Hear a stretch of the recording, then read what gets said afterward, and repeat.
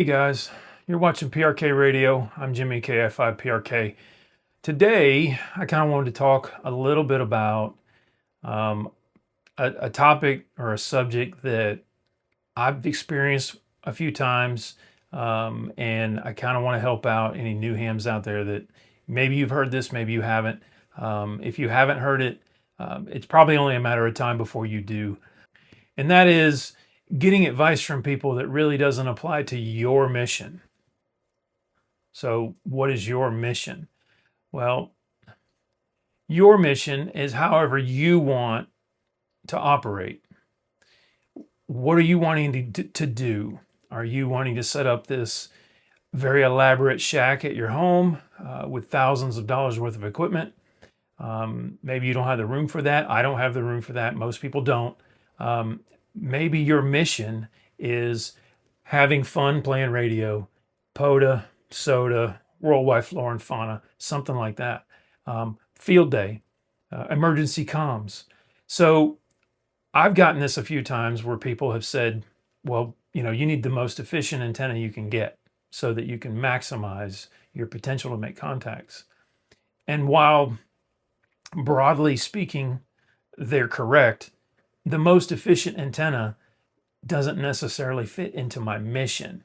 If my mission is, let's say, parks on the air, then I need an antenna that I can take to the park. It needs to be small, lightweight, and it needs to be quickly deployable, right? I need to get this thing deployed quickly and get on the air. That's what I'm out here to do. I'm out here to play radio. I'm not out here to spend an hour setting up an antenna and tweaking it to get it to be the most efficient antenna in the park that day.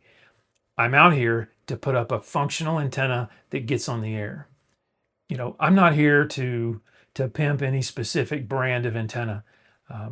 I will showcase a couple of antennas here that I think are the best options for parks on the air, basic portable operation. It doesn't have to be parks on the air. It could be that you're just in a local city park, or you're in your local park in your town. You might not have a parks on the air POTA park near you, but you want to get out and operate portable. You may want to just see if you can even do it. You want to practice setting up portable so that if it ever came down to it and you needed to set your gear up portable, you have been doing it, you already know how to do that. And maybe even you have a kit put together that you can just grab, throw it in the car, and go and set up portable. Natural disasters would be the best example of that. I'm not telling you to build a Go kit. You can absolutely do that if you want to. It's fun, it's cool, but you don't have to have a Go kit. What you do need is you do need to kind of work through your gear to figure out what works, what doesn't, what's easily packed into a backpack or some sort of box and put in the car really quickly, and you can get out portable and get set up. But to go after the most efficient antenna or the best SWR reading you can get is one. I think while it's in general good practice, it doesn't necessarily fit into everyone's mission. So when I'm out operating portable, doing a parks on the air or something, or field day, I just want to get on the air and I want to make contacts. And you'll have people tell you that, if you don't have the most efficient antenna, you're probably not going to do DX, or you're not going to do this, you're not going to do that. That's not true.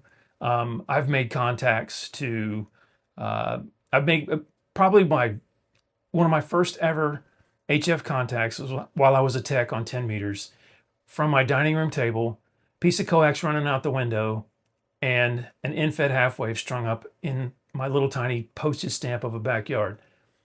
And it was temporary.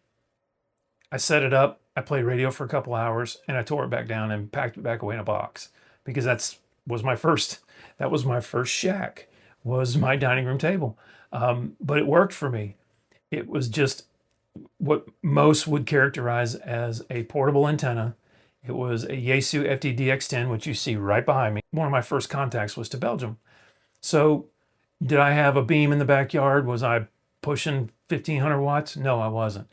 I had a resonant antenna, an in-fed half wave that was resonant on the band's 40, 20, 15, and 10. I was on 10 meters, and I got on 10 meters, tooled around. I could hear people. I heard a guy calling CQ. He had a kind of an accent. I didn't know really where he was.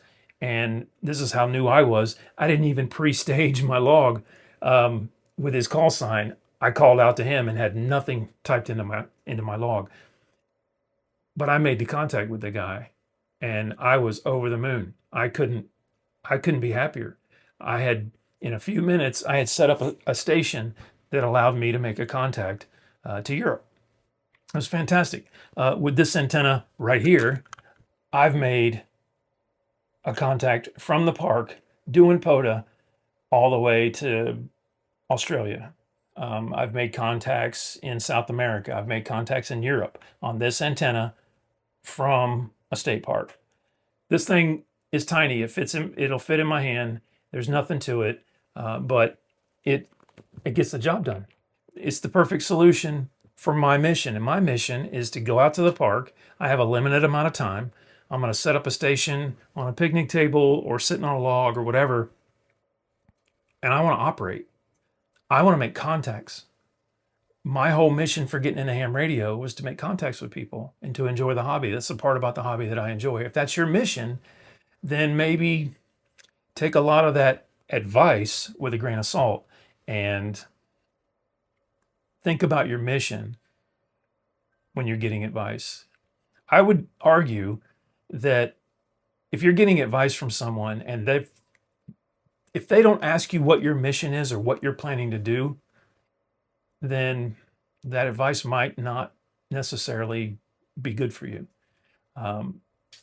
Think about that. It's, I was given advice early on before I bought that radio behind me. I was given advice to not buy that radio.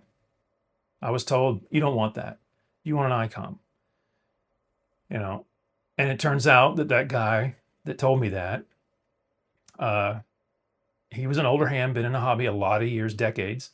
But as he told me that, was talking to me on an ICOM radio and was staring at 2 or 3 other ICOM radios. He was only going to recommend ICOM to people because that's what he uses.